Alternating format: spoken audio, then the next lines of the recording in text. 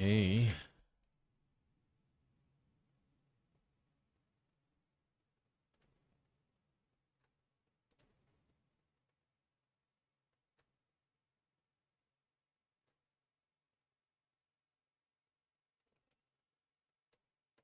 Okay, it is working.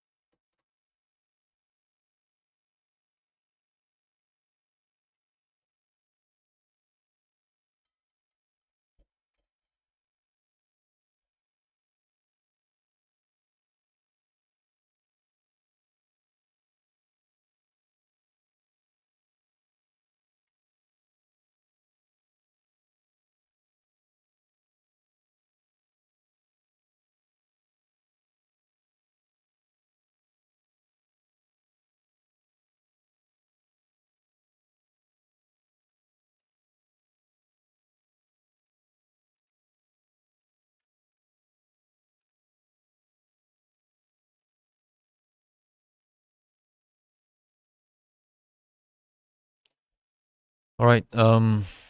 While we wait,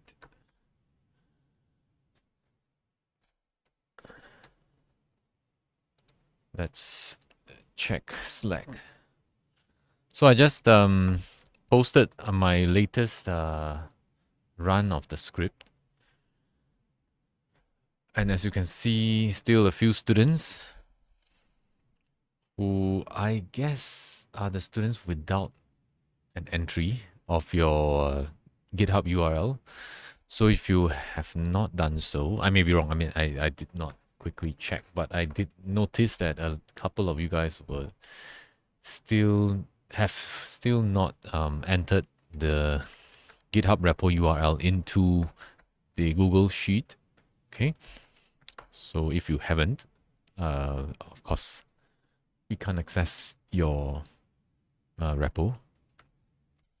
So please do so. Other things. Note that IPA, there is a channel here. So we'll try to consolidate all issues here so that everybody can benefit from questions being asked. So please do use this. And soon we will use the TP channel as well for your team project. Okay. This week, as mentioned, and I guess most of you are on it right now. Let me just check how many have viewed the video. Oops. Oh, why am I still having waiting room? I apologize for that. For those of you who are in the waiting room who can't hear me, let me just disable the waiting room.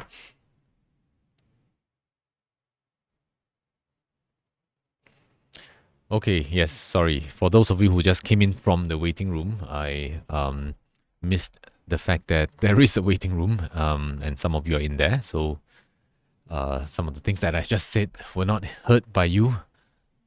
But it's okay. I was just saying, please use the IPA channel if you're asking stuff about the programming as the individual assessment item.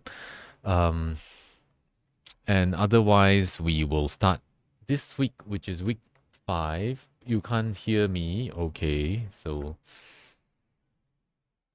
yay. Thank you. Yes, I was suspecting that something is wrong. Thank you so much. I spoke so much without making any sound. Okay. Let me just check. Yes, I apologize. I have a mute button that mutes without showing it's muted on Zoom. Okay, so that's why I missed the fact. So thanks for reminding me, and thanks for noticing that my mouth is moving. So yes, I was just saying that please use IPA channel if you're asking stuff about the individual assessment item. Okay. Soon we will also make use of the TP channel, which I haven't announced, but it's just empty now. Okay, so just saying that please try and ask again as far as possible in the public channel. If it's just any query about the assignment that can benefit everybody, so please do that. Otherwise, we may have to cut and paste stuff, which would make us spend a bit more time. Okay, so thanks for everybody who's asking in the public channel. Okay, so this week, you should see the video already. Yeah. Let me just check. Okay, what are the stats? How many people are viewing this? Yeah, I can just show this. Where is it? Chrome. 121. That means still some of you have not seen it. So please go and look at it. Okay, not that I'm trying to get views or anything. This. Oh yeah. By the way, I should pause this live stream for a while to take a moment to thank our sponsor, Code, for sponsoring this device. Which if you haven't gotten it, please come to the lab and get it if you want to. All right, but I'm just joking. I mean, there's no sponsor. This channel is not monetized for anything. Of course, yeah, this is just purely for learning's sake. Okay, but I'm not joking that Code is sponsoring somewhat. Code is this. If you don't know what Code is, okay, SIT Code, Center for Digital Enablement. Yes, I indeed am, taking a moment to thank our sponsor here. But, it's just SIT department. And, yeah, it's kind enough for them to give us, these hundreds of Google Cardboards, okay, for your experimentation, okay, because as you have seen in this video, the main thing that makes a difference in terms of developing for this kind of VR experiences is this whatever is contained in the Google Cardboard itself, the lens system and the placement of the lens. All right, but anyway, yes, Code gives out or rather they conduct a lot of different things, which I think a lot of you or some of you have already signed up and gone through. They also give out free drones before. Okay, so look out for their news for student, workshops. Okay.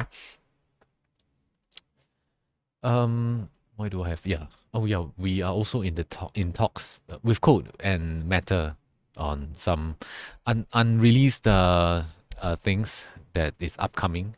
So look out for new new developments in terms of the XR space in SIT, but I cannot release any more details than that.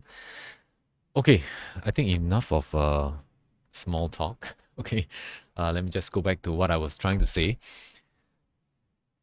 Learning objectives, please go through it. I will, repeat this once more, since most of you are asking to have some form of slides. So my slides will be repeating this stuff, since this is how I'm planning to run things, not in the form of giving you,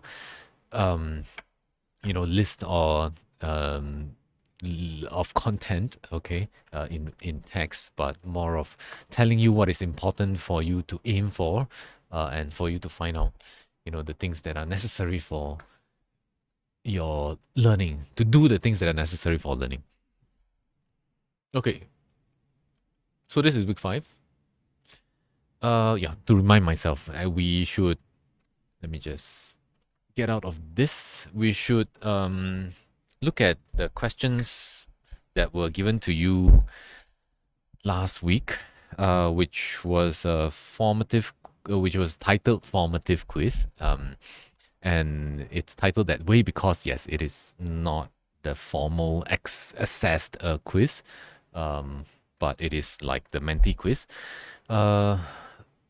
Still, we should, revise the questions there to do a bit of revision on the knowledge for last week, which is on development tools. So let me just pull out the questions. It's also a bit strange that I'm unable to print. So the quiz, yeah, if you have not done it, which it looks like quite a number of you have not done it, yeah, you should try it. Okay. So if you want to, let me know. If you haven't done it and want to do it, I can open it up again. But this quiz serves both, as the revision of material for last week, as well as a preview of, let's just click preview, of how, am I showing the right screen? Yes, I am. Okay. A preview of the assessed quiz, okay, which is upcoming after the break. There are two assessed quizzes, individually assessed quizzes. And the significance of this is, firstly, to see the types of questions that are possible, which I think a lot of you are already familiar with this system, okay, but just see what types of questions that I use, okay, as well as the fact that I am having this links on top over here, which, if you're in lockdown browser, you can actually click and it will open up in your lockdown browser. This does not work properly because I am in preview mode. Okay, so it will work properly when you are in the lockdown browser. Note again that, if you go to Google, if you click on any of the links in Google, okay, it will not work. Okay, so the Google option is just for you to, in case you can find any information here, you can still do it, but you cannot go into the specific websites. But still, the rest of the websites that are shown over there have a lot of information that will still be useful, including, I shouldn't click that. YouTube, okay, if you can find the time to look at YouTube in the short amount of time that you have in the quiz, or Wiki, Stack Overflow, I think all of us programmers' favorite website for, whenever we need to implement stuff. All this you can basically search quite freely within the domains, within this domain names. Okay, of course you cannot go to other domains, but I think this is enough. And by right, you shouldn't be referring to them too much, just for a quick refresher of any facts that you are missing. All right, so that's the idea. But if you haven't tried, please try it. Let me just. Okay, so these are the questions. So just to revise what you did there. Okay. The question orders are different. The question answers are also different. Okay. But it really doesn't matter unless you are conspiring with your friend, which you really shouldn't, since we specified lockdown browser. It means it is an individually accessed thing. Okay. Oh, Yongli, yes. ChatGPT. Well, I tried, but too bad it doesn't work. For some reason, I added a lot of the subdomains, using a extension to track all the domains, but still it doesn't work. So too bad for you all. ChatGPT doesn't work, but you shouldn't rely on the fact that we have ChatGPT now. And anyway, as you would have realized that a lot of the even facts may be misguided or wrong. So you certainly need the knowledge to be able to fact check whatever you are trying to derive here. But yes, it's still a useful tool, no doubt. Yeah, it's still very useful tool. It's just you won't have it in your quizzes. Okay. But other than the quiz, of course, by all means use it to help in getting quick information and just boilerplate, get you in the ballpark when you are trying to solve problems, especially when trying to derive code that you're unfamiliar with. Okay, back to hit this, right? Yeah, the question order is different, so you would not have the same order as what I'm showing over here. So I just pasted the questions over here. Okay, so VR application includes novel, whatever, not commonly seen in current VR. So I'm just trying to tell you that you're trying to create something new. And the context is that you're part of this research lab, is some like the lab that I'm in right now, have funding, to do stuff. So just saying that which tool can be likely to be used. Okay. So immediately you would eliminate like this. I mean, I would eliminate code spaces. Okay. And Blender. Well, I just purposely put it there. If you didn't know what Blender is, which you should, since you are in these two courses, right? In DigiPen. If you don't know what that is, yeah, it is basically a 3D modeling open source tool, which is nice, but and also has a lot of plugins, which may allow you to build pretty complex stuff with some kind of programming language, but it shouldn't be what you base your development on. Like it's not really a tool that you should be primarily doing using as the base development toolkit. Okay, unless your primary thing is to create 3D environments, then yeah, probably that makes sense. And the coding is just like a side thing. Then probably it makes sense. You're looking for the Menti code. Yeah. I mean, I am not having the quiz yet, but this thing is actually on my iPad. Yeah, in case you're wondering, how come you're not seeing that? Yeah. So the Menti quiz will come a bit later, and the slides on the Menti, I will change it. But now this page is actually on my iPad. What was I saying? Yes, Blender. So Blender should be eliminated. Code spaces eliminate because why is this tool so thick? Yeah. Code spaces eliminate because it just doesn't have the flexibility for us to build novel things on, because it's just so constrained. It's more, I think, serves better as an educational tool for teaching people about how XR development works. Okay, so we are left with this, and this, which are all possible candidates because they are all pretty open and general purpose enough for us to build different things. Of course, the details, I did not include any more details than that, so certainly these three are all possible. Okay, any questions on whatever that I am revising here? Just let me know in chat. Okay.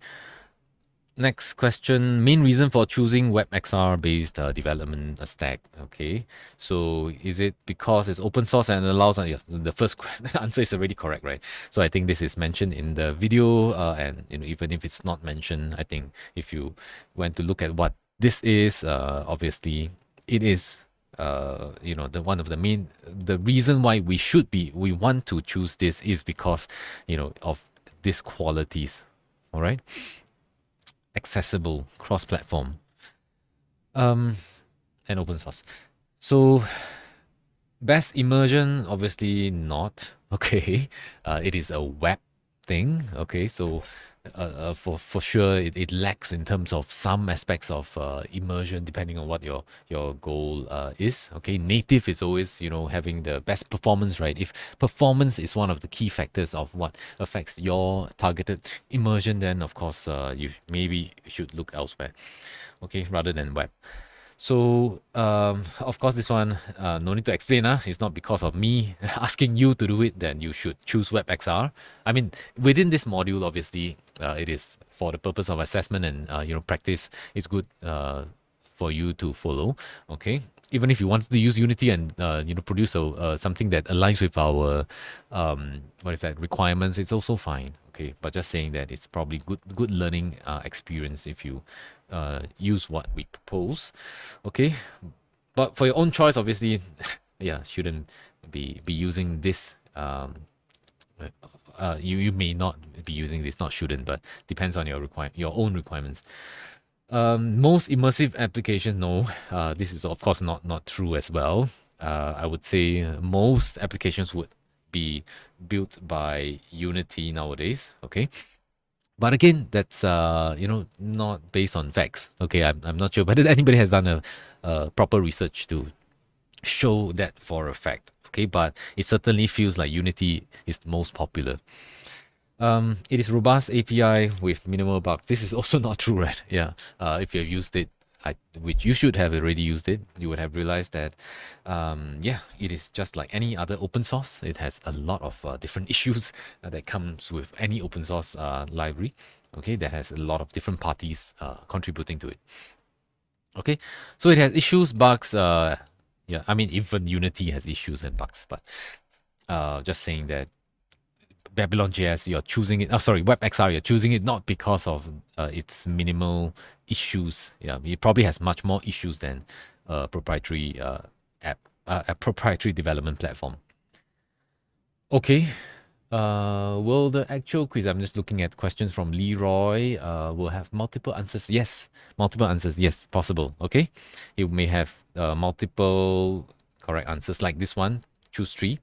And again, this test quiz also is the reason why, yeah, you should notice even if the question, okay, you did not notice that the fact that it's asking for you to possibly choose multiple answers, okay, you should look at the box, right? This is checkbox, and this is a radio button. So certainly it is different. All right. Question 3. So implement a web-based VR, focus on just the VR layer. Okay, I don't want to touch like physics or rendering, networking layer. Okay, hope to align it. I certainly may use networking or rendering, but just saying that I'm not trying to re-implement those things. Okay, I want to focus on creating VR components. That's what I'm trying to bold here. Okay. So align to open standards so that, all these good qualities of aligning to open standards are there. Okay. Vibrant developer ecosystem, underlying tooling, whether it is debugging tools, whether it is a playground like what Babylon JS has, or, it's a compilation tool, and so on. Okay. All those underlying tooling is constantly improved by others and you can just use them. So that's all the benefits of aligning to these things. Okay, so what standard should you be targeting? So the only thing I mentioned here probably is web-based. Okay, focus on VR. So if you want to focus on VR layer, high level, applied layer, okay, probably you shouldn't be looking at all these things, right? WebGL is like OpenGL for the web. Vulkan is like super low level, graphics library. OpenCL is not even shouldn't be in the picture when you're talking about graphics programming or basically. I mean, not always shouldn't lah, but it shouldn't be here when I'm talking about VR. OpenCL is the general purpose programming on GPUs, right? So the library actually not only on GPUs, but just it's not focused on graphics at all. Okay, so not OpenCL. Obviously, all this, if you never come across these terms, which is the reason why I let you use the various Wikipedia and Google and stuff, right? You can always Google this. Even just Googling on Google without going into OpenGL or Chronos website, you can already be able to, find out what OpenCL is, right? So yeah, you can already see this. You just read this, you can see what it is. Then all these summary statements here. There's no real need to go into them. Okay.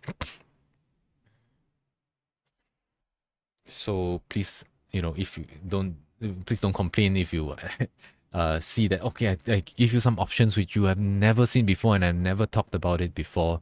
But that's the reason why it's open book. Okay, open search. Okay, in limited domains.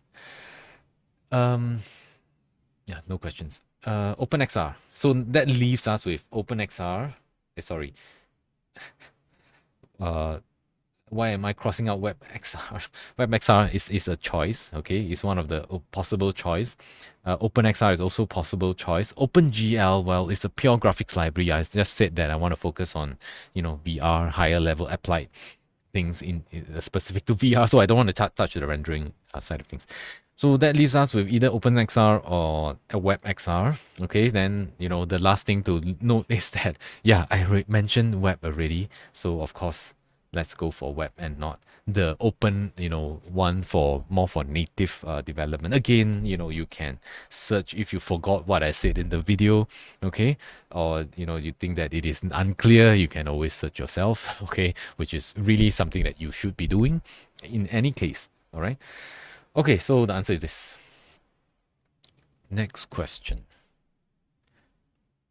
Need to implement cross-platform. Okay, so these are the same text. All these are, focus on VR components, but something different is same code base.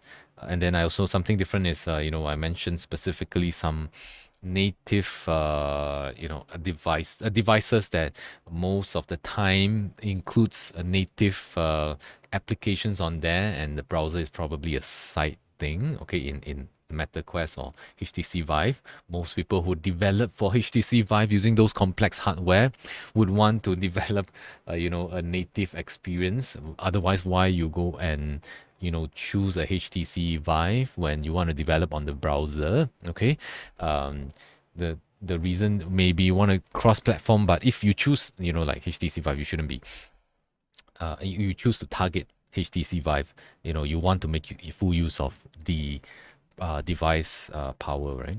Okay, or the device capabilities. Yes, the back parts are all the same. All right.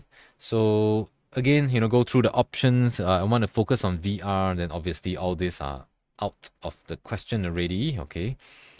OpenCL is always out. I purposely put it there so that, yeah. You know what the reason is. So again, it boils down to OpenXR and WebXR. Okay. So obviously just now you chose WebXR, right? Not obviously lah, but you should still read. Okay. Sometimes having too much strategy in your MCQ also not so good. I may very well both questions also have the correct answer as correct answer is WebXR. Okay, you never know. But anyway, this correct answer is OpenXR. Yeah, with precisely the reasons that I just mentioned. This question, to be clearer, I should probably include the word native, but I thought it was pretty obvious already since I included these devices. Okay, so that's what it is. And again, please go and read more or ask ChatGPT on what OpenXR is if you want a quick summary. Okay, but always verify, what it's trying to say. Okay, next question. This one is more of a test on whether you actually, went through or sat through the very long live stream, okay, which Songjia and myself conducted. Okay, so also, just to point to the fact that sometimes, these things, it matters. I mean, it matters for you to know these things. Otherwise, your development, if you just focus on the building the XR component and you don't care whatever at all on, what is the best testing environment, what is the best setup for your development environment, and so on, right? You may be, spending a lot of unnecessary time. Whenever you want to test, you want to do it the very difficult way. Whenever you want to deploy onto the website, you need to manually fire up, go and double click a WAMP server or something, and all those takes up valuable time and may detract you from properly coding. Just imagine that every time you want to test, you need to click many different things. Would you want to test that frequently? Probably not, right? So therefore, set up your development environment properly and know, all this ecosystem of setup thing, configuration things at a fair, enough level. I know most of you also are taking mobile app development as another module in this trimester, right? You also know the amount of things that you have to know in terms of Android Studio, being a bit more familiar with Gradle, how to set up the dependencies in a Gradle file, running your Android without using Android Studio, or through the terminal using Gradle wrapper, and for example, okay, all these things I think are really important for you to get familiar with, which is also why we ask you to submit the A requirements. So to highlight that, yeah, you need to set up your environment first before you actually go into coding the features. Otherwise, you will just not have a conducive development environment. And what was I trying to do? Yes, I was trying to show, what this question is. Let me just shift myself over to this corner, and every time I change the view, zoom somehow jumps around. So let me just shift things out.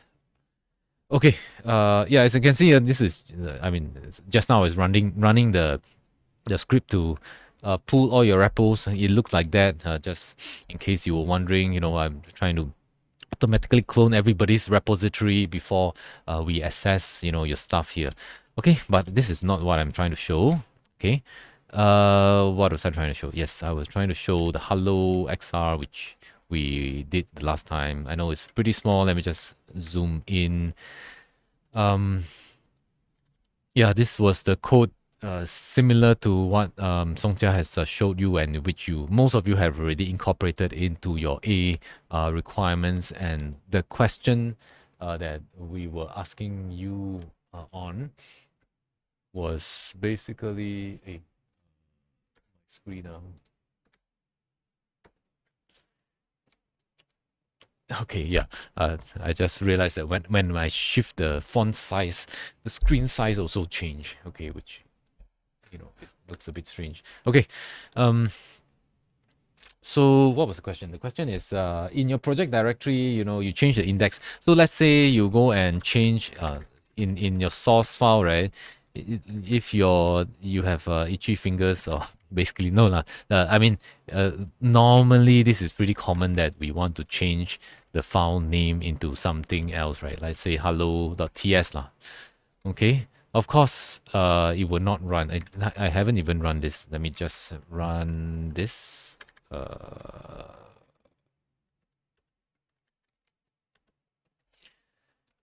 So what is the folder? Hello. Yes. Okay. Oops. XR. So npm run surf. Error. Okay. And as you can see, the error is because, did I have it open? Yes. It's because I changed the file. If I, let me just change that file name back just to show that it was actually running. What was the file name? Hello TS. Okay. Oh, okay. It doesn't run this way because I changed Webpack, right? So I need to serve the file again. Let me just see. I was in the wrong folder. So I'm trying to change the file name back into this. Yes. Okay.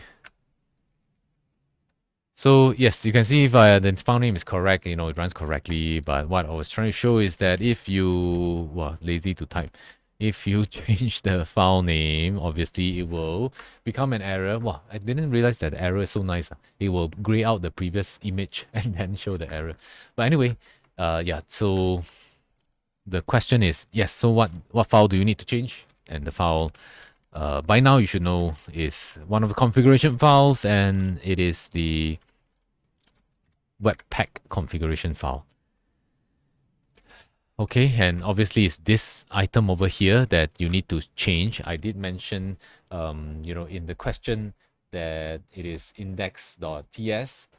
Sorry, it is entry point, right? So this is the file that I changed to hello.ts, and you see the module not found error over there.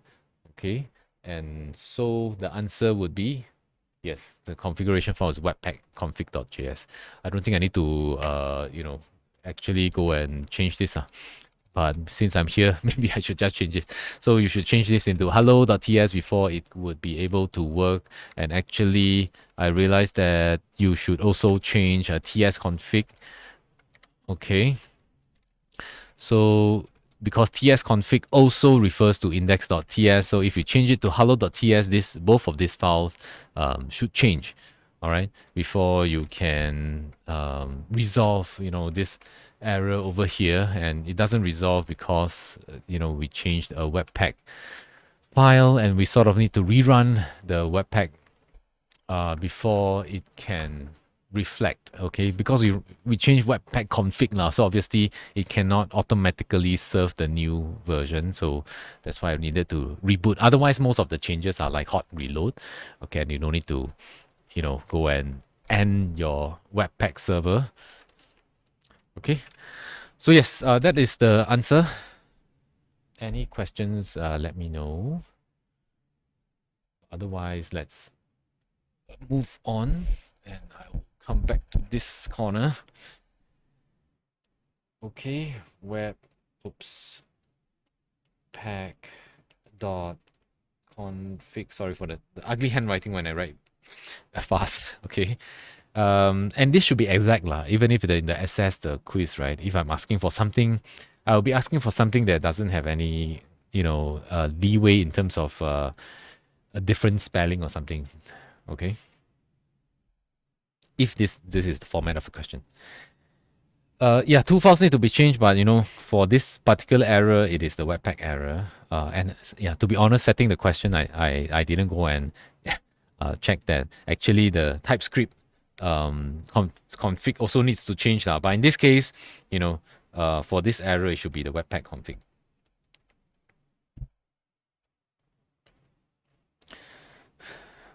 What am I doing? It's supposed to be JSON. Okay. Okay, but okay, you know the drill. Question 6, the next question. Oops, I'm not showing the right screen. I'm so sorry about that. Yeah. iPad. Yeah, I was just saying that this question, actually there are two files now, okay? But for the module not found error, it should be the right file is still, the webpack config file. Mining company to build. So yet another one of these questions to apply your knowledge, okay? The example here is that it's a specific VR system for training coal miners. They have funds, you can buy hardware is what I'm trying to hint here, okay? And they can, basically hire people to do it lah. But they want it to be within a short amount of time, just saying which tool is most suitable. Once again, Blender, closed spaces, not flexible enough. It are not possible options lah, right? Blender is not even a full-fledged thing that helps you build in a short amount of time.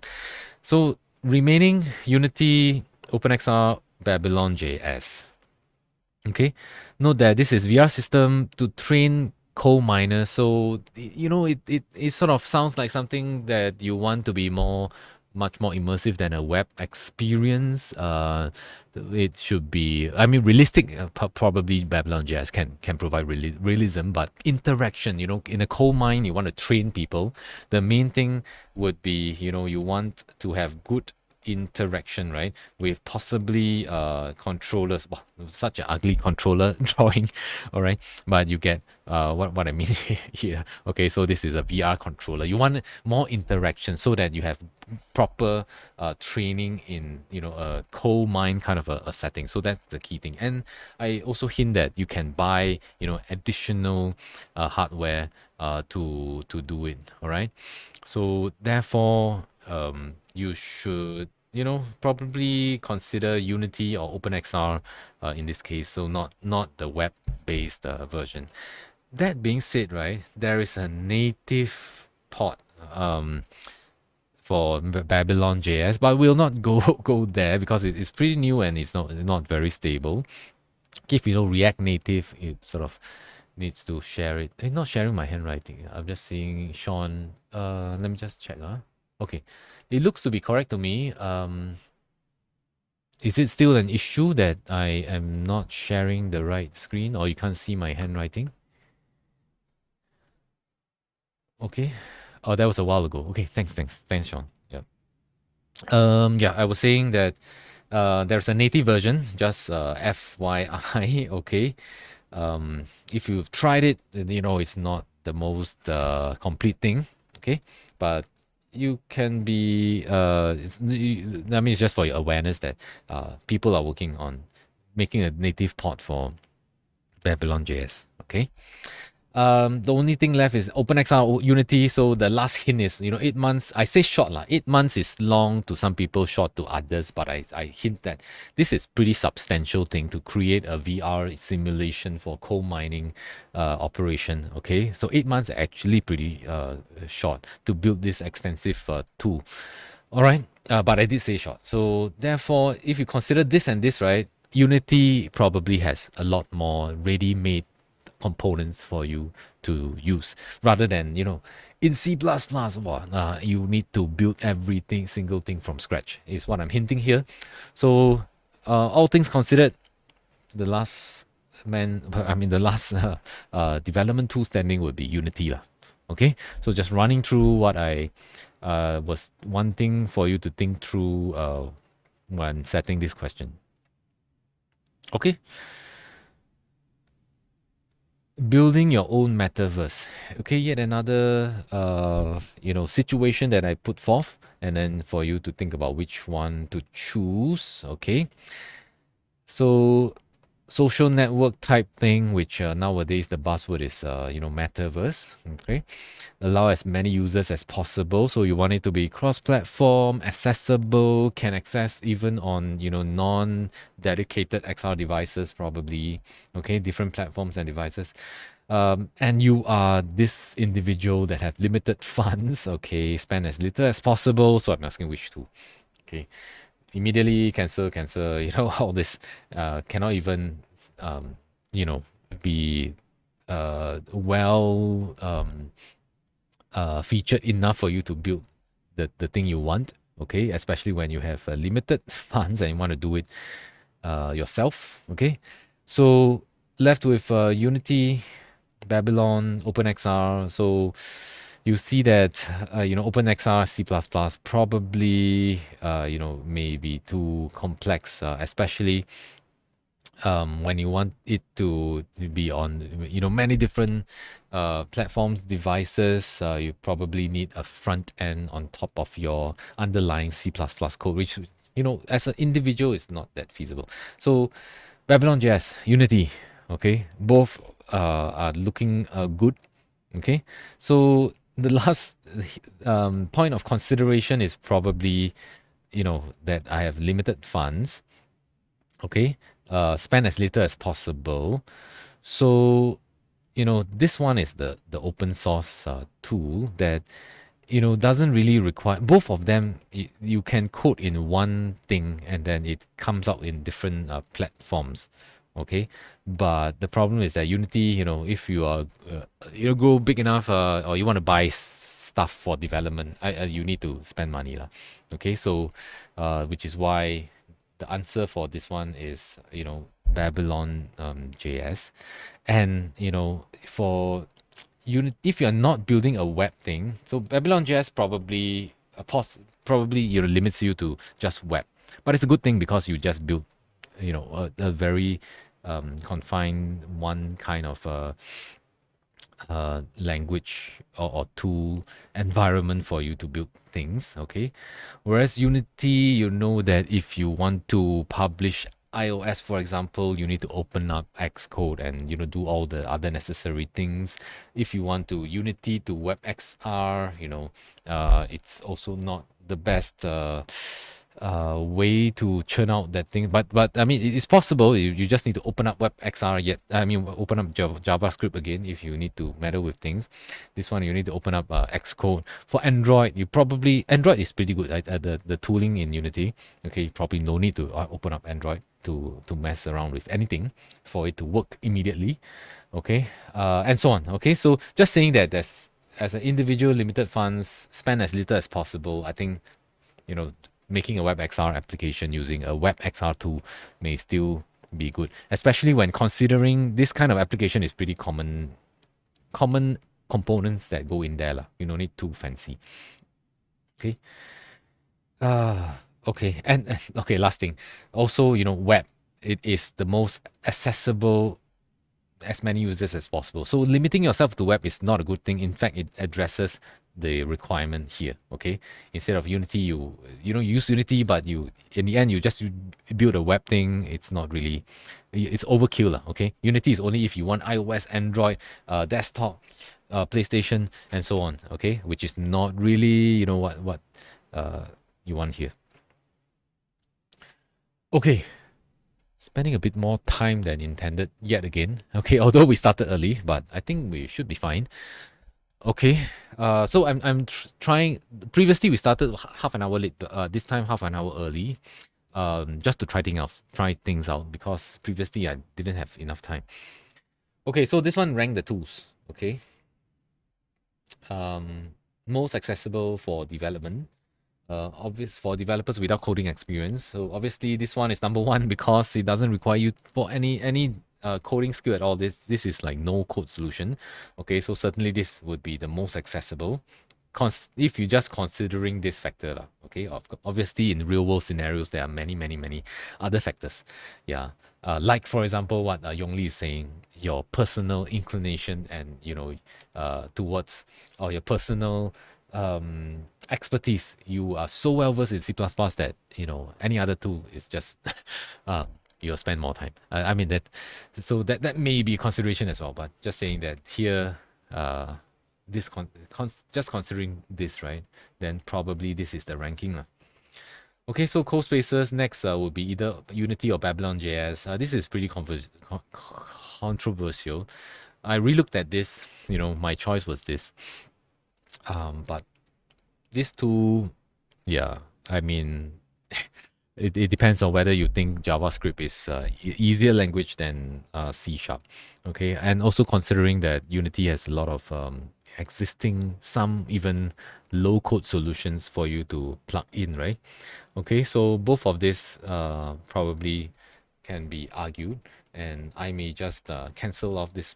I mean, this is not an assessed quiz, so I don't think there's much of a point to cancel this question. But just saying that, yeah, this is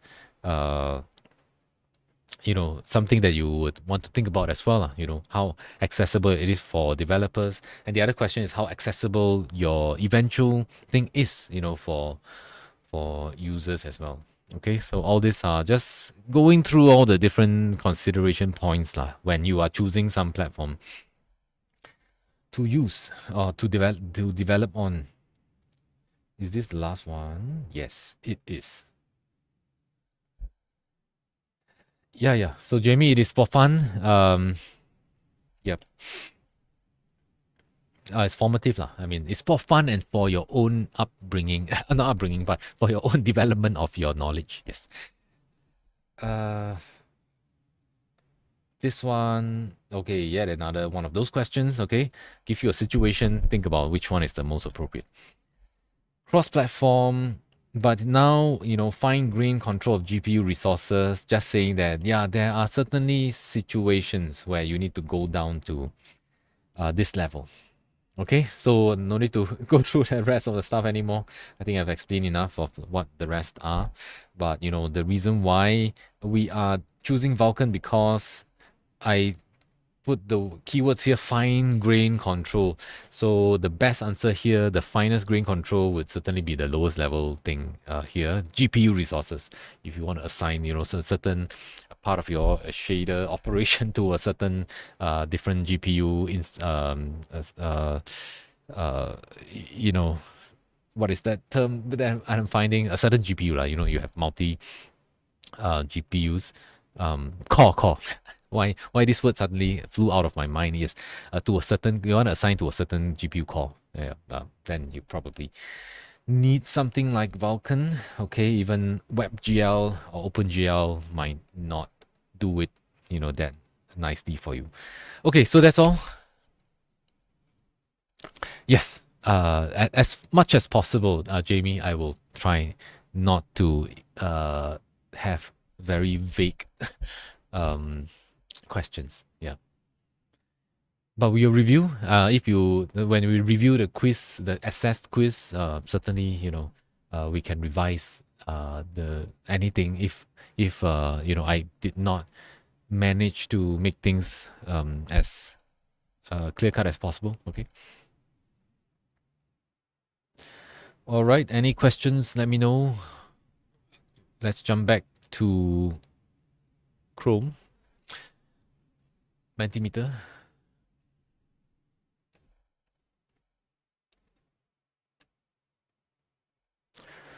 So that was last week on development tools. And as you can see from the questions, I mean, the main thing that we hope that you can train yourself in is, considering different things when you are choosing a certain eventual platform, device, development environment. Okay, so that was development tools, and so we move on to hardware, software, to understand a bit more about the various parts that make up typical XR system. So system consists of both hardware and software. So these are the various goals that we hope that you can achieve from this week. Okay, just to highlight what was mentioned in the YouTube video, which it looks like, how many of you have watched? 124, still missing like 10 or more than 10. Okay. Yeah, so highlighting some of the key points, which are just basically, what I mentioned at the start of the video and at the pin post in the Slack, as well as the previous slide. Okay, so these are the things that you should look at whether you have achieved. So describing the common hardware components. Okay, I just have a fun picture over here of Razer's once upon a time endeavor into VR, open source VR hardware. Okay, so this was by Razer a long time ago. Okay.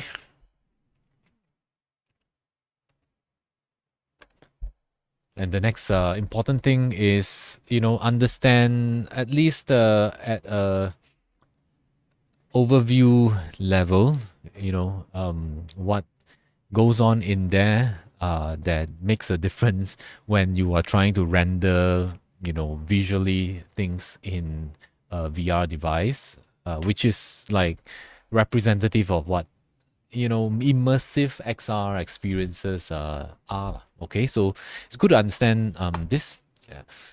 Okay, and I also included this because I think a lot of you will have the foundation to understand this.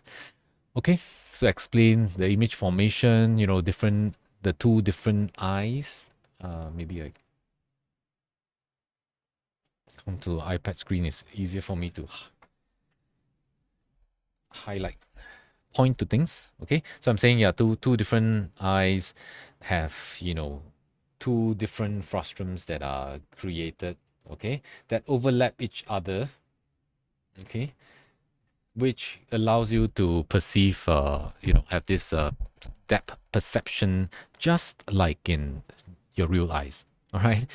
So these are just some, important concepts that you should probably understand to a level that you're comfortable with. In this module, certainly some standard, all the things that I've shown here, the relationships between, some of these values you should understand, changing F, changing this, and so on. What are the broad effects you have on the view frustum, should probably be understood, which we will do it in this quiz. Okay, let me just switch back.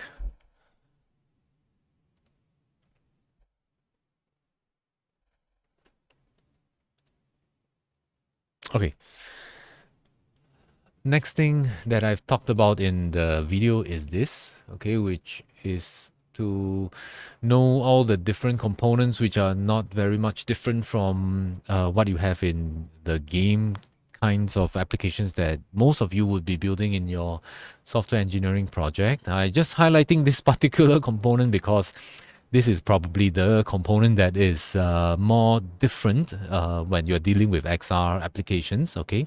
The controller one, okay, which deals with a lot more typically a lot more tracking, okay? And using specialized controllers, not your usual desktop mouse, keyboard, or handheld console-based controllers. It has more tracking-based capabilities in these specialized controllers.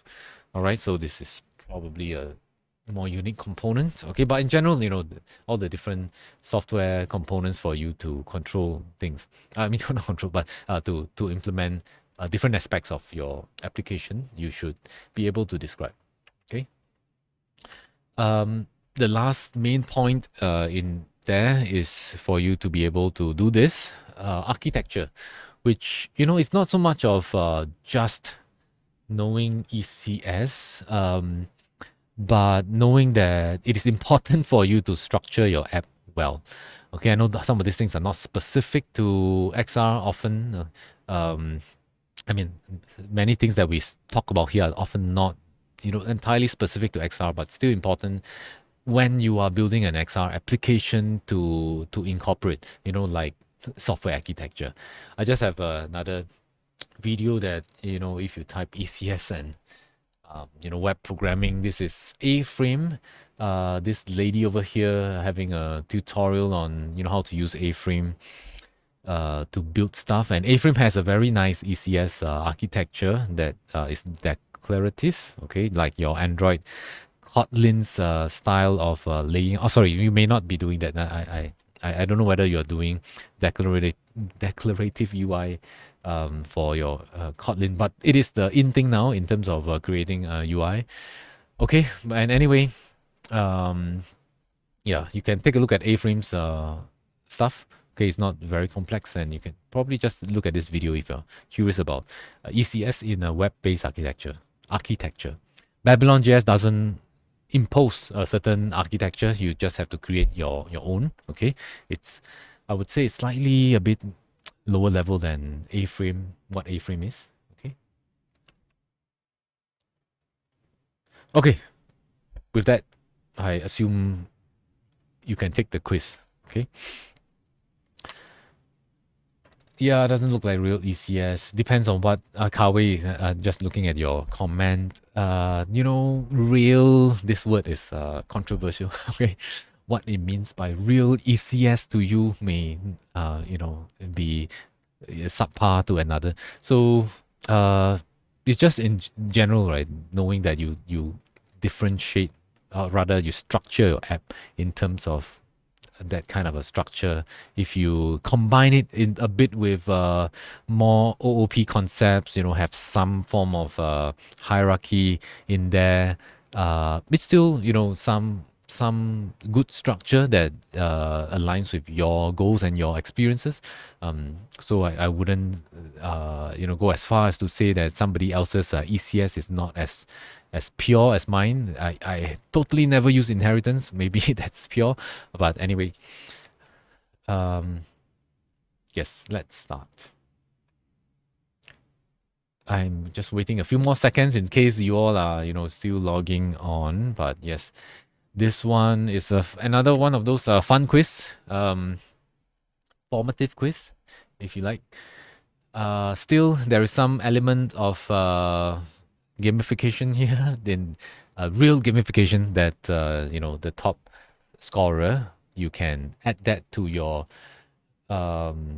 to your achievement, in that if you top score 2 times, which our friend has already successfully done so, you will be able to gain +1 to your real grades.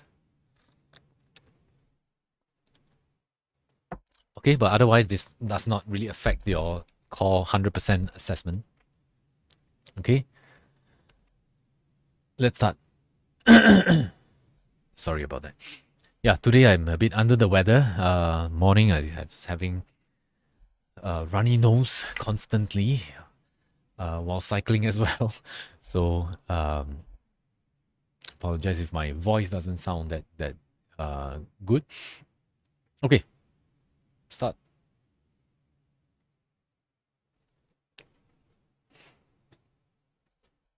Hey, thanks, Ryan. So this question is main difference between hardware. Yeah, just to point out, what your focus should be on when looking at a certain VR HMD, for example. Okay, so these are all the parts which you have seen broken down by our iFixit friends a long time ago. Actually, that video was like quite some time ago. It's still, you know, interesting to watch if you haven't watched that. Okay. Also reminds me to remind you that in the video description, okay, there's a lot of links. Okay, if I may just jump to the video. Okay, what is this? This development tools, hardware, software. Yes. Okay, in the description, if you look at the actual, but luckily I stumbled on release video. If you never click to open this, you should. Okay, there's a bunch of links over here, and I was just talking about iFixit Quest 2 Teardown, okay, which is a nice watch, okay, if you haven't done so. And all these are like, I mean, I know you all like to ask, or students in general like to ask, hey, this one compulsory for the quiz or not? Okay, so no, it's not, but if you find that some things that are I mentioned in here that you find very difficult to comprehend, like I would guess, you know, some of these compute calculations, you may find it, you know, difficult to grasp. You may want to look at Stanford's slides, which I devoured to make this video. All right, to get, you know, the full details, you can click there. But the essential details, I tried to summarize here. Okay. Back to the quiz. Okay, good. A lot of you got the right answer. Magnifier lens. I'm just trying to highlight that. Yes, you know, one of the most important things, and the reason why, you know, we give you this, and think that it is probably enough for learning, because really the most of the learning element is in this cardboard thing which has no electronics there, because the electronics are pretty much just a phone, right? Very similar to your phone. And in Quest 2, for example, well, your Yongli, your HMD is what? SRTX, okay. Good for you. Okay, yeah. But still, you know, I'm just saying that typically, you know, when you want to build a HMD, a lot of the meat of the electronics are similar to whether it's a desktop or, you know, a smartphone, which is the more common thing nowadays because the all-in-ones are like more accessible to more people. Okay, but essentially the gist of what makes VR look like VR is, you know, this magnifier, these two things placed at the right position in this box placed on your face. All right, this setup. Okay. Yeah, so that's what I wanted to highlight. Next. Not saying that the rest of the components are not important, okay, but this question is asking, what is the main difference?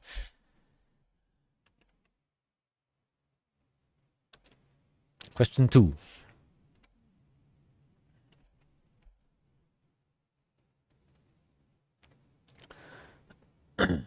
Factual question. Okay, where is the eye relief? But you know, enough to sift out those who haven't watched the video or never pay attention to the video, to those who did pay attention to the video. And yeah, you can probably quickly spawn the video and, you know, scroll to the point now to look at answer. But you know, for those of you who went through the video a bit more carefully, you immediately can, you know, give me the answer.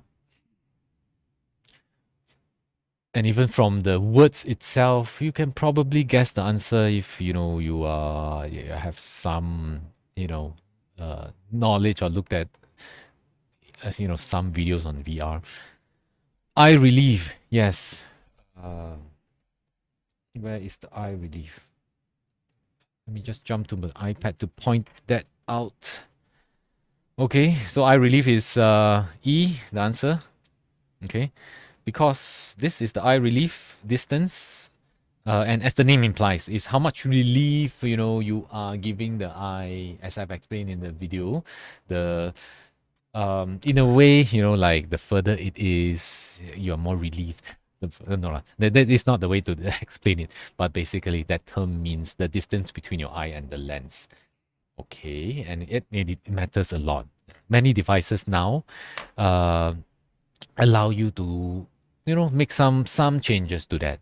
Okay, and if you wear glasses like me, you probably have a more limited ability to change that distance because your specs is in the way. Okay, but for those of you who are not wearing specs, you can, put it as close as possible, which will, which will change your viewing experience quite substantially, as we will see in the next question. Not sure whether it's this question, but one of the questions. Oops, sorry. I click to the next question, okay, without flipping the screen, but I think on your phone you can see, or on your web page, you can see that we are on to the next question.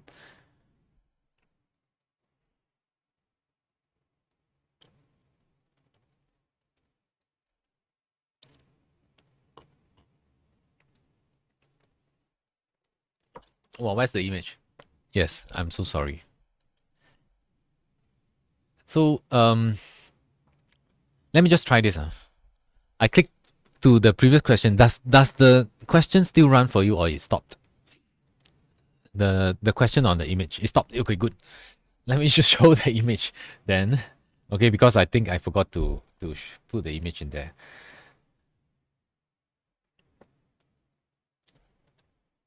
Give me a second. Okay. 1 hour has passed. I think it's a good time to have a break while I insert that image in there and then repeat that question. So let's have a 5 minutes rest time. Yes, image in AR, which I did not overlay. Okay, anyway, let's rest 5 minutes. Oh yeah, good idea. Do Menti in VR.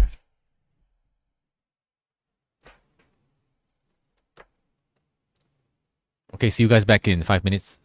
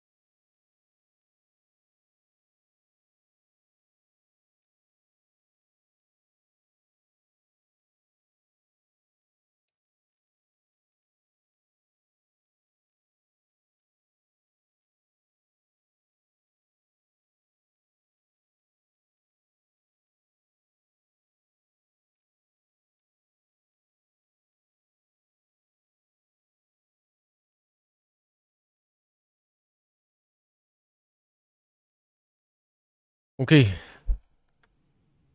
Time is up. Time for you to come back.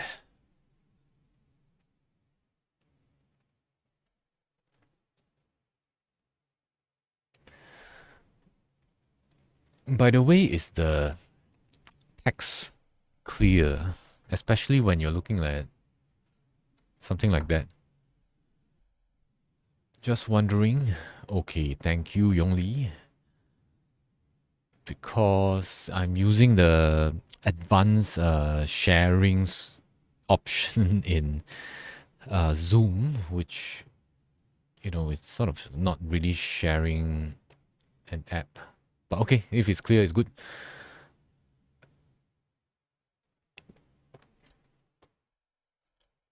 Okay, I will continue.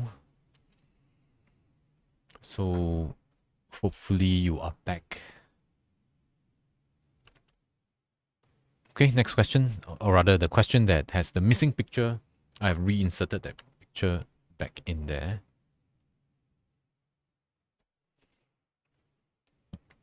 Which is actually the same picture as the previous one. Okay.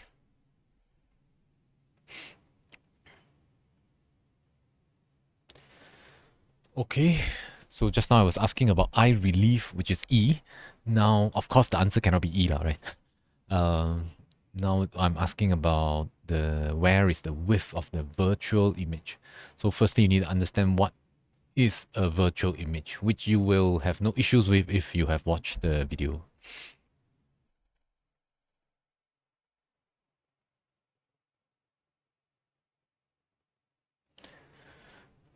Ooh, why is there B? Okay. So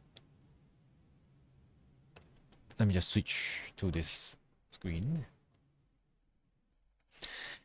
Yeah, the majority of answers, you know, A and B, and you have seen that A is the correct answer lah. So this is actually the virtual image that is being formed. All right. And I did use the exact same words, virtual image. Okay. And yeah, the virtual image is not the display. Yes, the virtual image is not the display. Now I see where the misunderstanding is. But again, you know, I mean, you know, sometimes terminologies, people use it in different ways. And so I can only say that whatever, if this was an assessed quiz, you know, use the same terminology as what I use in class. All right. And so that there's no controversy in the terminologies used. Okay. So that is the terminology used in the video. And of course, there are some of you who chose F. Okay. It's not F because I'm asking you the width of the virtual image, and this is not anything to do with width of any image. Okay, the only two images are either the image that is shown on the display, okay, or the virtual image that is being formed. Okay, so why the word virtual image? You know, the display, I would argue that, you know, you use like rendered image or projected image. Okay, but the reason why we say virtual image, okay, introduce this term virtual image, is because when you look at the HMD, right, through the lens system, okay, through the lens system, this is basically a magnifier lah. So when you look at it, there is a additional bigger image, a bigger virtual image that is formed through the magnifying effect of the glass, which is what we are trying to tell you that is important here lah. That is a bit different from normal viewing on a desktop display. Okay, you're viewing through a magnifier system. Okay, so there is a virtual image that is formed on both eyes, and which is different for each eye. Okay, and for the right eye, this is what it is, and the width depends on, you know, what this is and all the distances. Okay, so you will certainly see a different thing if you change any of the parameters in your magnifier setup over here. Okay, questions, let me know. Otherwise, we go to the next one.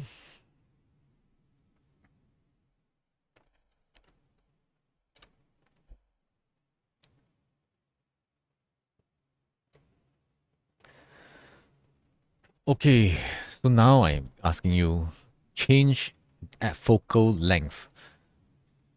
All right, so if we change the focal length of the lens, which is the correct effect it will generate?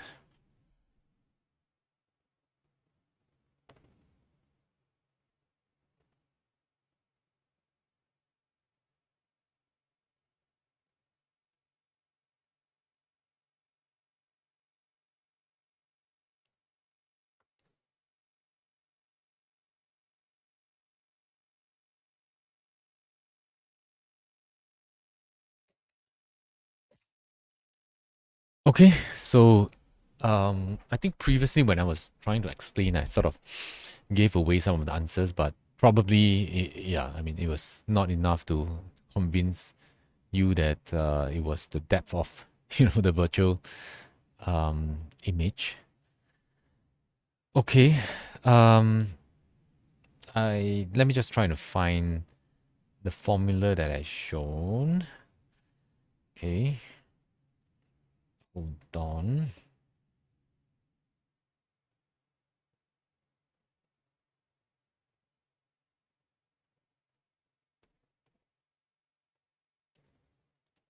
Sorry, I did not show the calculation. Okay, I found it. Let me just copy this.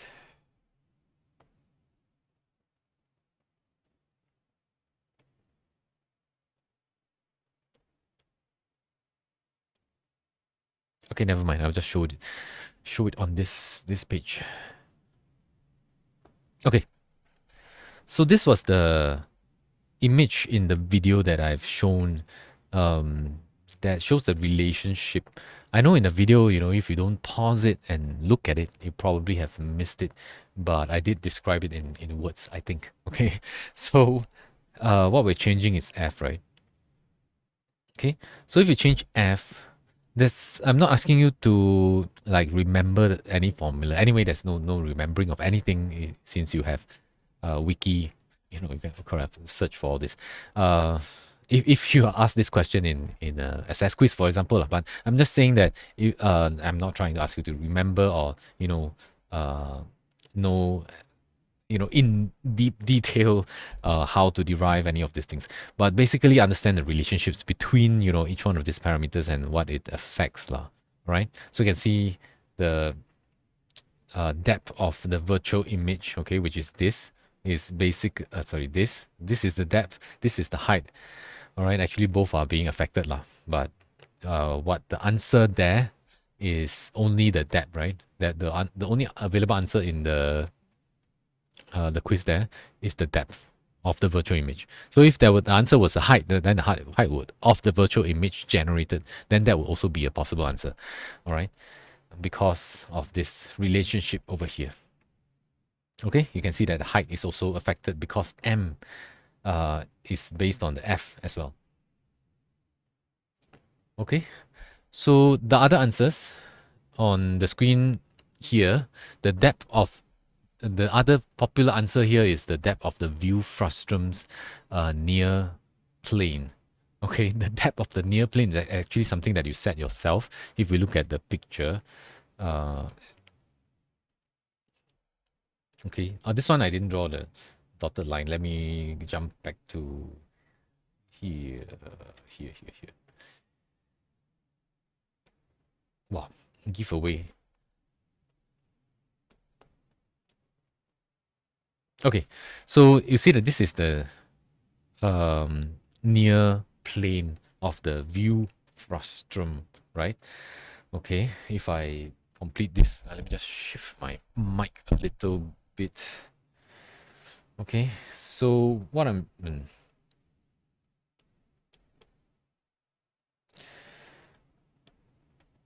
okay, so you see that roughly, we have a view frustrum that is generated that looks like that. Okay, let me just draw all the dotted lines, okay, to show what the frustum is. Okay, so this whole volume over here is the view frustum.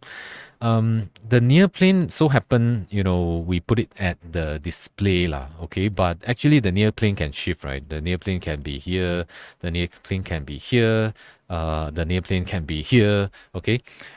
This is just where you set the cutoff region is to contain all your different objects, whether it's a cylinder or whatever. Okay, a human that is a 3D human that is in the that is represented in your virtual environment, right? Okay, so that is something that is not really affected by your magnification property of your lens. Okay, that is something that you set as a programmer, as a designer of your virtual space. Okay, wherever you set your near plane, right, it will just get projected into the projected into a 2D image onto your display. If this was the display, this half part of the display. Okay, I know this is a bit confusing, okay, that we put the near plane right on the display, but this was how the Stanford slides has done so as well, probably to, have a good match as much as possible to the real world, since really your world space here, right, is modeled after the real world. So if you place things, in real world dimensions that matches your virtual world created, right? That would probably make the sense of realism better, okay? But just saying that this is something that you can change. Similarly for the far plane, okay? So this far plane distance, okay, can also be changed, okay? It can be further, depending on how big this world is, lah, all right? Where you place all your objects in the world, okay? You can also change this far plane, okay? But the virtual image, okay, is a fixed distance that depends on this one. Again, the confusion is that the far plane is exactly at the virtual image, but actually the far plane can change, okay? Okay, but the virtual image, that is the image generated by your magnification system, is a fixed distance which depends on the f. Okay, note the difference here. Your display obviously is a fixed distance. You cannot change this distance. It's a physical property. It's a physical property. You can also treat the virtual image generated as a physical property. I know that sounds strange. As a physical property, but it's a property, right, that is, or rather a virtual manifestation of a physical property of your magnification system. Okay, that's why this distance, right, this distance is fixed, okay, because it depends on your f and also all these distances over here. All right, so just note that.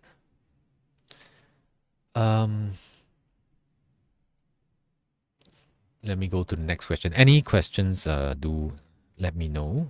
Okay.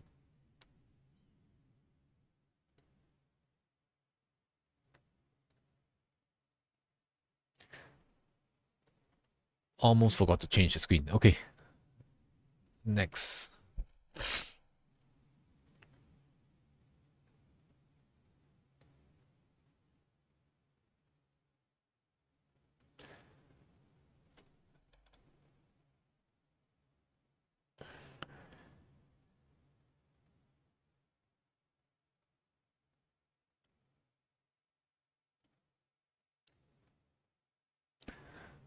Okay, good. But for those of you who choose true, it is false. Okay, so I mean, for those of you who chose the wrong answer, do make sure that you revise and convince yourself that this is not correct. Okay, let me go back to the iPad. Yeah, know that in the end, right, we are trying to call a function called make perspective, or a similar function that try to generate that perspective matrix, which just now I have, drawn. If I just quickly, oops, very crooked. Okay, just quickly redraw. We are trying to. Whoops, why so crooked? Yeah, what we're trying to do is, render everything in 3D that's represented in this perspective volume onto the screen, right? Okay, so we certainly need to tell the computer how to do that, and having this understanding would allow us to do that. And in the end, we are calling a graphics library to help us do that by, putting in the necessary values. So normally it is something like near, far, FOV, aspect ratio to create it. But it can also be, specified by specifying, the different distances to the edge of your near plane, right? So you have near, far, top, bottom, left, and right. Okay, so if this was your near plane, okay, which if I were to redraw this over here, okay, basically what we are trying to specify is top. I'll just draw bottom, left, and right. All these values, which allows you to, make sure the perspective matrix is structured properly. Okay, so just note that in order for you to do that, you need to calculate, which is why we need the math here, all these values.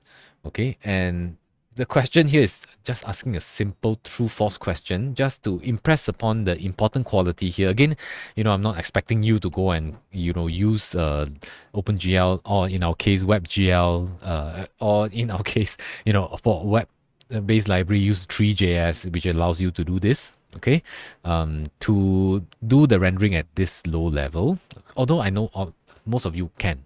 Okay, but the important thing is to understand that there is a difference in the images that are formed, both on this end of the display as well as on this end of the display, which is why, normally you have two different images, right, which look almost the same, but if you look carefully, they are slightly different. Sorry, I need to sneeze.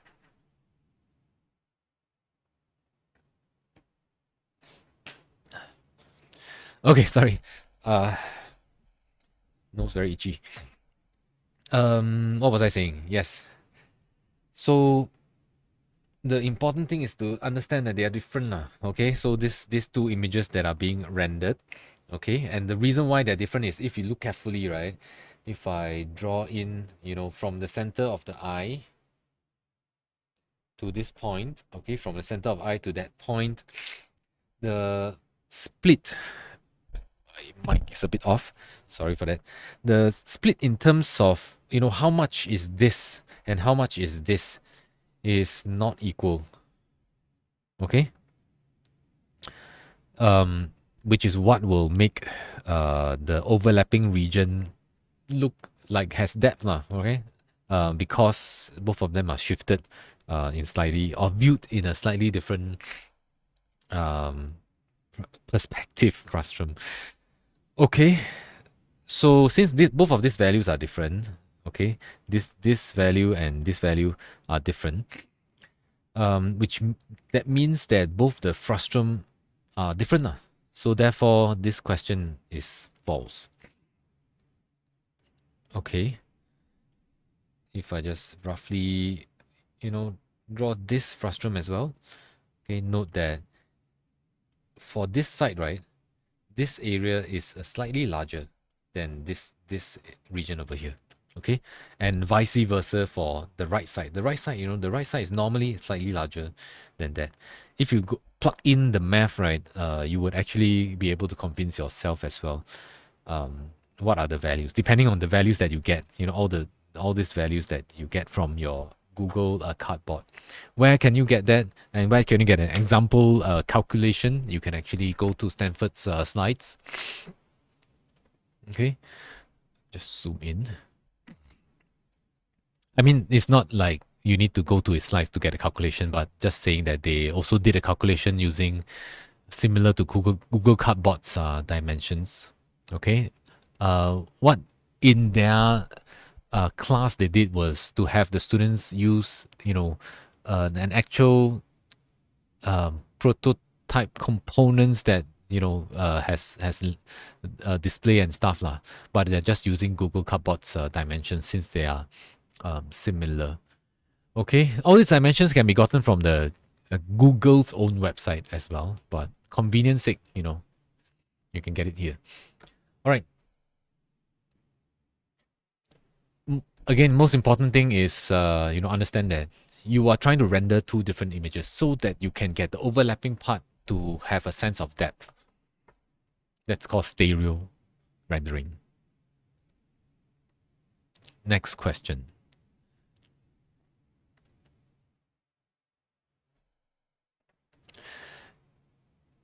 Okay, and I apologize for not switching screen when I was referring to this page on Stanford's slides. Okay, but I guess you can go there yourself. Okay, next question.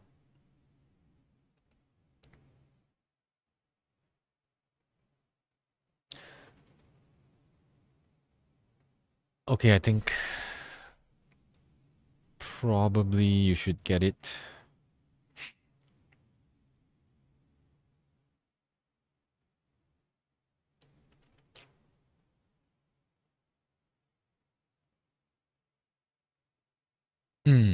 Okay, I'm wrong. So okay, so back to iPad.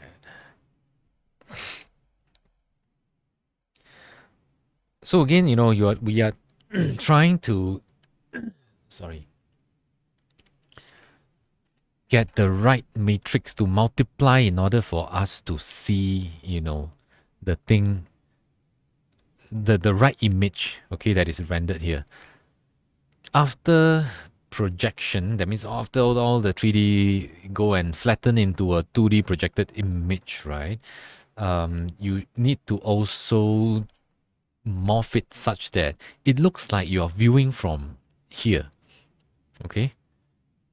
So because of the fact that you have a lens, the math is a bit slightly more complex because your camera position, which is your eye, is here. But what you're looking at is not exactly, something in the 3D. What you're looking at is a target on the virtual image. Sorry for my voice again.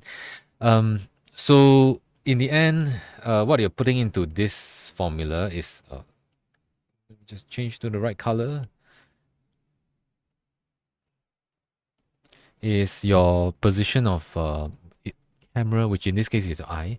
Okay, your target position as well as an up vector, which I guess if you don't know what that is, you can just go and ask ChatGPT. Otherwise, I think most of you would know. Just where your camera up is facing, so that you know how it's oriented, right? Okay, but the important thing is that these two values are different now. So therefore, since left eye, your position is here, your target is here. Certainly, the two matrices are different values lah. Okay, maybe you're thinking about the shape is the same, but let's not go there. Okay, but basically, these are two different matrices that allows you to generate two different views. Okay.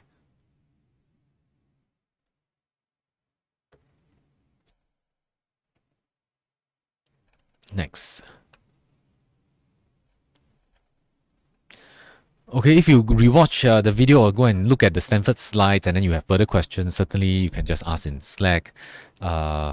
In making the slides, you should know that me and Song Jia, as well as other engineers graphics engineers on my team, also discuss at some length, okay, on the accuracy of what we are doing, okay. But I think some of you may also have better grasp of graphics concepts than us. Okay, if you find that anything that we say has some discrepancies, or you can, even make the explanations clearer, by all means, let us know or discuss with us. Okay. Otherwise, if you're unclear about things, certainly ask. Okay, next question.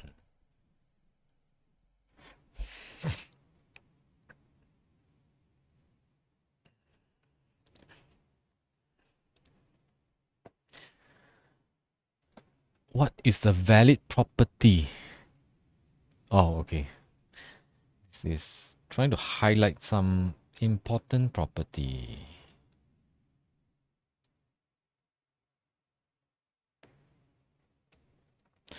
Which is highlighted in the YouTube video as well. Okay.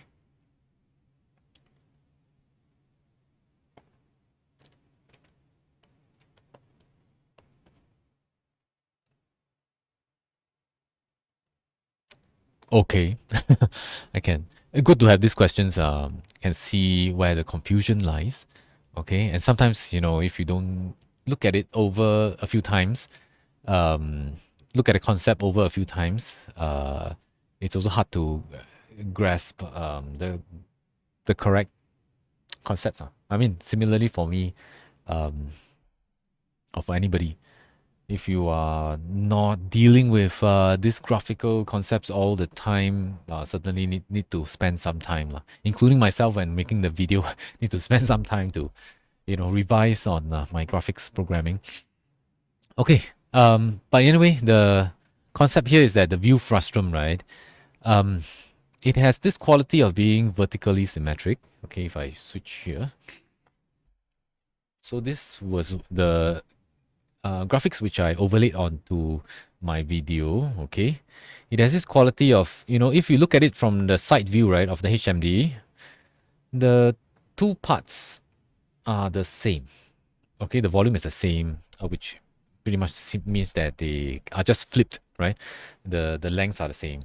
Okay, if you are looking at it from the side, okay, that means top and bottom same, okay. But if you are looking at it from the top, right, okay, the left and right eyes, once again, this is the most important thing that you should probably take away. The left and right eyes are seeing two different manifestation of the same 3D environment. Okay, so the left and right eye, the property in the frustum that makes the difference is that, the frustum has two parts which are not the same. Okay, one part, in this case, A is bigger than B. Okay, and in the left eye's version, right, the A is on this part, and it's similarly, if A was here, A is bigger than B lah. Okay, so that you can actually have, once again, an overlapping region that is projected onto the screen that allows for you to sense depth. Okay. Questions. Okay, so they're certainly not both symmetric.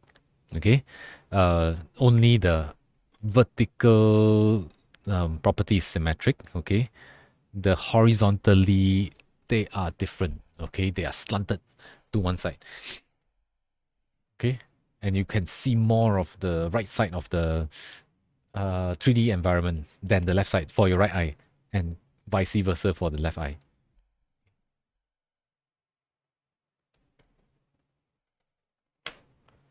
No questions. Interesting. Okay, check time, right? It looks fine. We can finish our intended number of questions. All right, more questions on image formation. Okay, sorry. It's this question, which is the same which I showed on the iPad. Okay. Same image, I mean. Reduce the eye relief. Okay, remember where the eye relief is now with all the annotations correctly placed instead of just letters. Okay, so I reduce eye relief.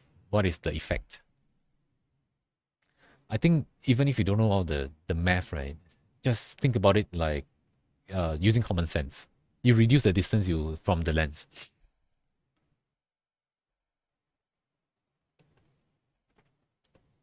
Ooh, okay. Okay, so it's okay if you chose the wrong answer. Okay. Um, this is opportunity for all of us to clarify our concepts.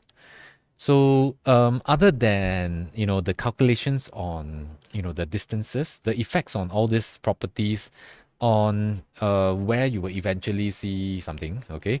Other than that, where and how big are the somethings are, okay? Other than that fact, right? The important thing for VR viewing is also field of view. You always see FOV everywhere being highlighted. If FOV is big, it's good, it's much better. Okay. Um, some companies even just use that as the main selling point and build devices that are the huge FOV, which you have seen the hammerhead shark device, right? I shall not name what that device is. Actually, have it there. Okay, let me just quickly pull it out.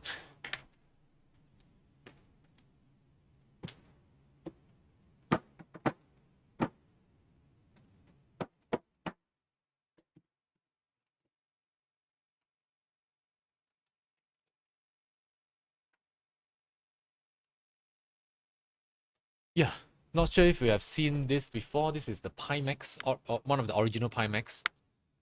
Okay, still, the company is still going strong. If you put it on your head, it looks like a hammerhead shark because it has super wide FOV.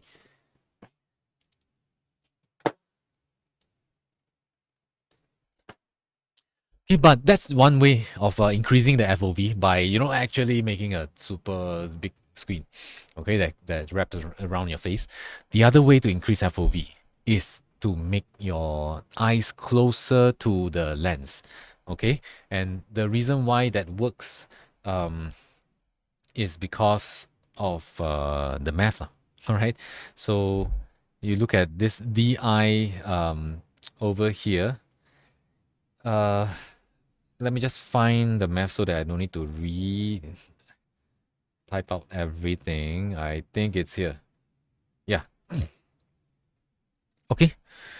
So let me see. If I have a more detailed version. No need more detailed version. Any one of these will do.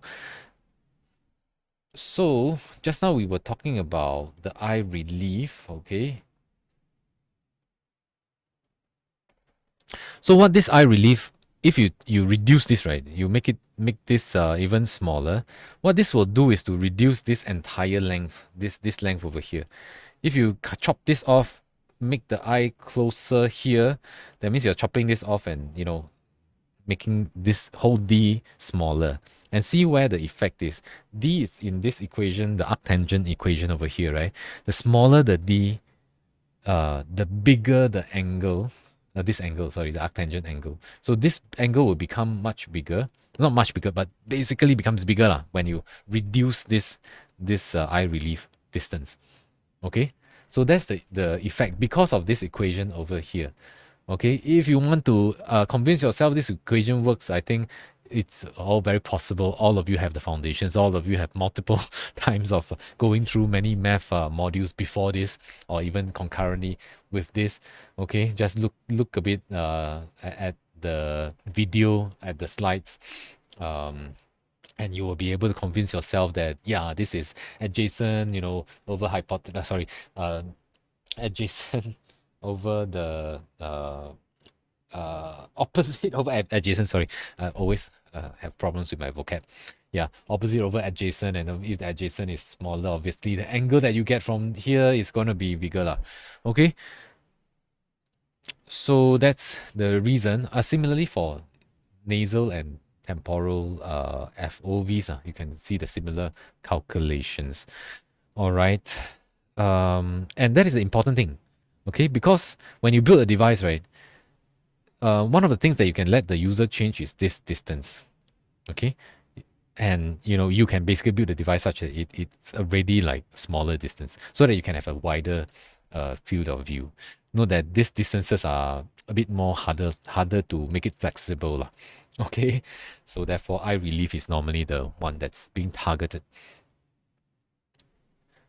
Any questions?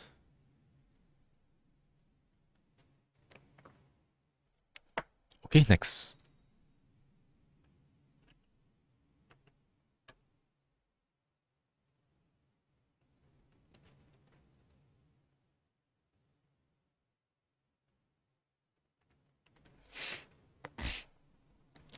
Okay, this one is the concept of the overlapping. Okay, also another important concept when we are talking about recreating, this how our eyes see things. Okay, so other than rendering two different things, good. I'm just pulling out the iPad, okay, because Mentimeter doesn't show the image after the question has been finished. Okay. So yes, it is easier for the hands to reach out to A, okay, than B, because the sense of depth is what I'm aiming at highlighting. Okay, the sense of depth is much better in the overlapping region of where our eyes see things. Okay, so this is called the visual field. Okay, and in VR, right, what we are trying to recreate is, from the two images, okay, from the two eyes, this two things that we see, this overlapping region is where, our eyes would be able to tell how deep is the thing. We are able to easily discern, this object is closer than the other object. And, when we have multiple objects in there, we can easily touch different things, immediately reach out and be at the right depth. Okay, so that's what it means. We're trying to recreate this. I know the dimensions. I mean, the scale I'm drawing this is not to proper usual scale. The overlapping region is not so small lah. Okay, this one is the real eye field of view. This is biologically, organically, how it shapes light for our real eyes. Okay, for the HMD, we're trying to recreate this effect. Okay, by these two different view frustum. Okay, and so that's how this concept falls into place. Okay, note that if your objects, right, are here, that's one of the implications of what this is. A lot of the objects are like in the monocular regions, then it's very hard for the person to go and pick it up. If you're expecting a person to look straight and then pick up something of the side view, then it's I mean, already logically it's not that. I mean, commonsensically it's more difficult. Okay, because why commonsensically? Because your real eyes, the side view also more difficult to discern that, because this is actually in the monocular region. Okay, questions? Sound very quiet.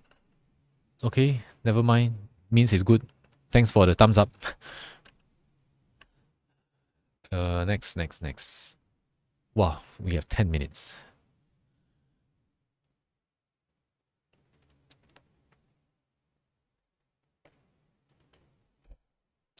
Okay.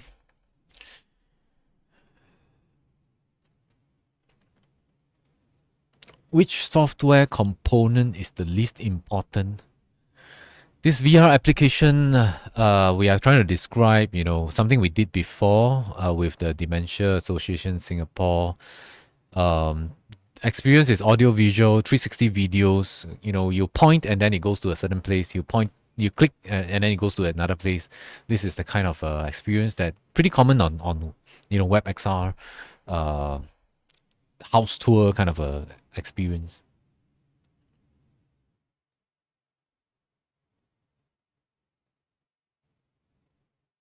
The word audio is in there lah, right? The question has audio visual. Okay, if you check out, and I also did mention, right? So yes, so audio component is important lah. This is just to wrap up, the last few parts in the video, right? Talking about and one of the goals of this week, talking about different software components, determining, you be able to describe their roles in your XR application. Okay, so obviously this kind of application, the physics is not that important. Input is still important because you are still trying to, get the mouse clicks. And actually that app, right? This app, it is also meant for VR HMDs as well. In HMD, we are using the gaze interaction. Okay, so we just gaze. And so it's still input handling. So it's still an important component that you need to do it well. And gaze handling to gaze inputs to do it well also, not the simplest thing, okay, because it is supposed to be not a natural form of UI, okay, but still you need to do it that feels natural. Yeah, Yongli, they don't need to use audio to get around, correct? But it is still, audio is still an important part of the immersive experience, right? And actually, especially true if you think about what we did with the Dementia Association, is that we want the caregiver and the public in general to get a feel of what a person in dementia would feel like, with dementia would feel like. So the sound of the heart beating and so on. That if you try that app, right, that web app, you can actually understand what I'm saying here, that there's heart beating faster and faster kind of a sound when you're doing daily things, and when your child is screaming, you feel that this tense. So all these things add to the immersive experience, which is what XR application is about. So I'm not asking whether a component is essential for locomotion or if a component is essential for interaction. I'm asking whether the component is essential, or which one is the least essential for XR experience. Okay. Last question. Wow, our time estimation is really good.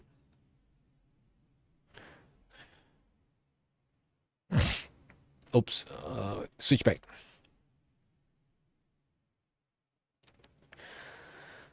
Last question on ECS. So general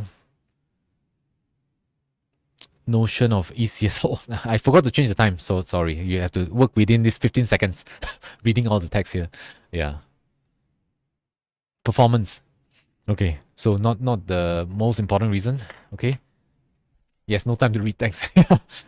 All choose the shortest sentence. Okay. So congrats to the 7 who had time to read. Okay, so there are lots of different virtual objects created at real time should be the answer that I'm thinking about. Okay, ECS better performance or not is actually pretty controversial. ECS has a lot of overhead in terms of if your physics component need to talk to your AI component, and then you need to have a lot of back and forth communication. Whether that is better performance, I'm not too sure lah. Okay, and in general, the biggest reason is not so much about performance. Okay. Otherwise, you argue to no end with the OOP people. Okay. But the real reason should be that a lot of the different virtual objects, right, of different type, different concoction, are created on the fly. Especially in real time, you spawn different objects. In real time, you need to spawn a component, which is like that, and then at another time, you need to spawn another component with a different set of another entity with a different set of components. I think that is what the power of ECS is lah. That there's no need for you to create an object representation on the fly, or that is not an easy programming concept to grasp, right? So therefore, having an ECS system allows you to make new concoctions of entities on the fly in real time. Okay, so that's what I feel is the best reason. Okay, if like your WebXR app is just a very little stuff, then I think the reason for using ECS may not be that great, but there's still good reason for future future proofing, okay, maintenance, okay, easier maintenance as your web app grows.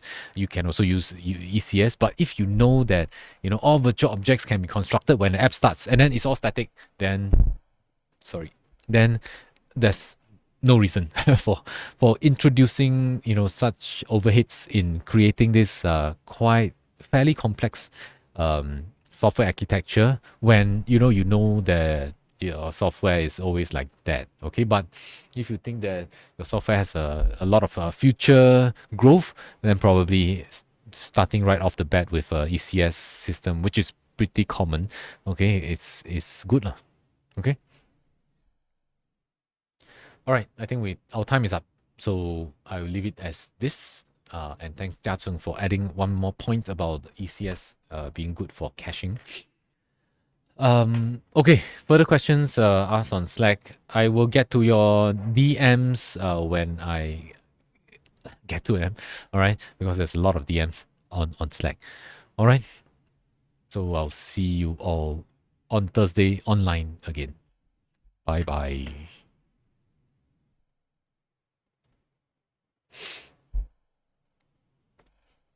Oh, results. Yes. Okay. Let me just do that last click in the last minute. Oh, wow. Can I steal your trademark for that name? Wow, fantastic. This name got first. Cannot see. Okay. Yeah. Okay, we need to discuss royalties. I need to buy this name from you. Thanks for the creativity. But just to clarify that I am not your chat GPT, so don't DM me with all sorts of questions under the sun. But related to the module, of course, it's fine. Yeah. Okay, bye bye. Congratulations, whoever Check GPT is.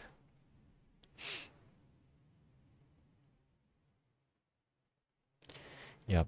Thanks to everyone who are always being very polite in thanking for each class.